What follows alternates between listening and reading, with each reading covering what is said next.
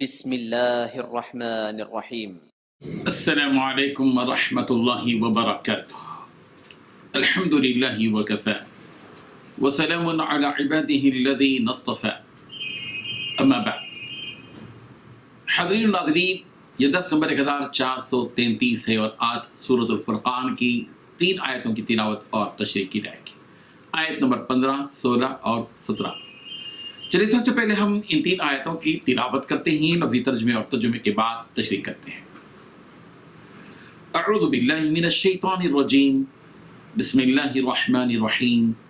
قل اذلک خیر ام جنۃ الخلد التي وعد المتقون كانت لهم جزاء ومصيرا لهم فيها ما يشاءون خالدين كان على ربك وعدا مسئولا ويوم يحشرهم وما يعبدون من دون الله فيقول أأنتم أضللتم عبادي هؤلاء أم هم ضلوا السبيل صدق الله العظيم۔ لفظی ترجمہ یوں ہے، قل کہہ دیجئے پیغمبر، اذالک کیا یہ عذاب یا یہ دوزخ خیر بہتر ہے، ام یا جنت الخلد ہمیشگی کی جنت، التی وہ جنت جس کا وعدہ دیے گئے ہیں المتقون متقی لوگ، کانت وہ ہے لہم ان کے لیے جزاء و مصیرا جزا بدلہ اور واپسی کی جگہ، لہم ان کے لیے ہوگا فیہا اس میں ما یشاؤون جو کچھ وہ چاہیں گے، خالدین ہمیشہ رہنے والا، کان علی ربک یہ ہے آپ کے رب کے ذمے، وعدن وعدہ، مسئولہ قابل درخواست، ویوم جس دن یحشرہم وہ اللہ انہیں اکٹھا کرے گا، وما اور جن کی یعبدون وہ عبادت کرتے تھے، من دون اللہ سوائے اللہ کے، فیقول تو وہ اللہ کہے گا معبودان باطلہ سے، اانتم اضللتم کیا تم نے ہی گمراہ کیا تھا، عبادی ہؤلاء میرے ان بندوں کو، ام ہم یا وہ خود ہی ضلوا بھٹک گئے تھے، السبیل راہ حق۔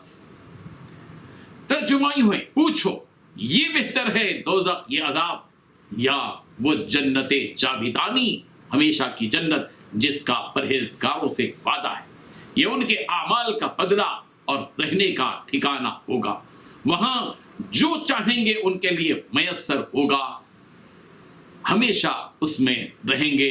یہ وعدہ اللہ کو پورا کرنا لازم ہے اور اس لائق ہے کہ مانگ لیا جائے، اور جس دن اللہ ان کو اور انہیں جنہیں یہ اللہ کے سوا پوجتے ہیں جمع کرے گا تو فرمائے گا کہ کیا تم نے میرے ان بندوں کو گمراہ کیا تھا یا یہ خود گمراہ ہو گئے تھے۔ ان 3 آیتوں میں 6 باتیں بتلائی گئی ہیں۔ پہلی بات، پوچھو یہ بہتر ہے یا وہ جنت جاویدانی جس کا پرہیزگاروں سے وعدہ ہے۔ دوسری بات، یہ ان کے اعمال کا بدلہ ہے اور رہنے کا ٹھکانہ ہوگا۔ تیسری بات، وہاں یہ جنتی جو چاہیں گے ان کے لیے میسر ہوگا۔ چوتھی بات، وہ جنتی ہمیشہ اس میں رہیں گے۔ پانچویں بات، یہ وعدہ اللہ کو پورا کرنا لازم ہے، اس لائق ہے یہ وعدہ کہ مانگ لیا جائے، جس کی درخواست کی جائے۔ چھٹویں بات، جس دن اللہ ان کو اور انہیں جنہیں یہ اللہ کے سوا پوجتے تھے جمع کرے گا۔ چھٹویں بات، فرمائے گا کہ کیا تم نے میرے ان بندوں کو گمراہ کیا تھا یا وہ خود ہی گمراہ ہو گئے تھے۔ بزرگان محترم، پچھلی آیت میں دوزخ کا تذکرہ تھا، دوزخ میں ڈالنے والے مجرمین کا اور ان کو تنگ جگہ پر ڈال دیے جانے کا، گھسا دیے جانے کا تذکرہ تھا۔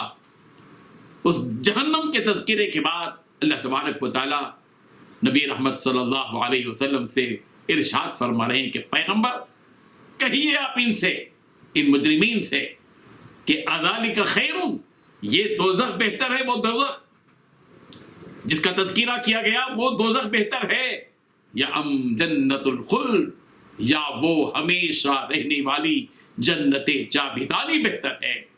کون سی جنت؟ التی وعد المتقون، وہ جنت جس کا متقیوں سے وعدہ کیا گیا ہے، وہ عدت للمتقین، جنت وہ جگہ ہے جو متقیوں کے لیے رکھی گئی ہے، اور متقیوں سے وعدہ بھی کیا گیا ہے کہ جب وہ اس دنیا میں تقوی والی روش اختیار کریں گے تو اللہ تبارک و تعالیٰ انہیں اس جنت میں داخل کرے گا، اور وہ جنت انہی کے لیے تیار کی گئی ہے جو اس دنیا میں تقوی کی زندگی بسر کرتے ہیں۔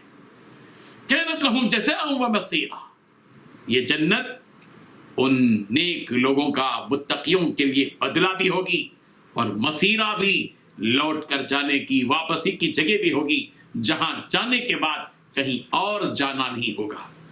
دنیا میں تو آدمی یہاں سے وہاں، وہاں سے وہاں، وہاں سے وہاں جایا کرتا تھا، منتقل ہوتا تھا، ہجرت کرتا تھا، سفر کرتا تھا، منزلیں تلاش کرتا تھا، لیکن مرنے کے بعد متقی لوگ جس جنت میں داخل کر دیے جائیں گے، یہ وہ واپسی کی جگہ ہوگی جہاں سے نکلنے کا کوئی سوال نہیں ہوگا، وہ ہمیشہ ہمیشہ رہنے کی جگہ ہوگی، ٹھپا لگا دیا جائے گا، خالدین فیہا ابدا، اس میں وہ ہمیشہ ہمیشہ رہیں گے، نکالنے کا یا نکلنے کا کوئی تصور نہیں ہوگا۔ رب ذوالجلال کی طرف سے فیصلہ ہوگا، اور یہ حقیقت ہوگی کہ جنتی ہمیشہ جنت میں رہیں گے، وہاں سے کبھی نکالے نہیں جائیں گے۔ اور پھر جنت میں جنتیوں کے لیے وہ ساری چیزیں ہوں گی جن چیزوں کا جی چاہے گا وہ چاہیں گے۔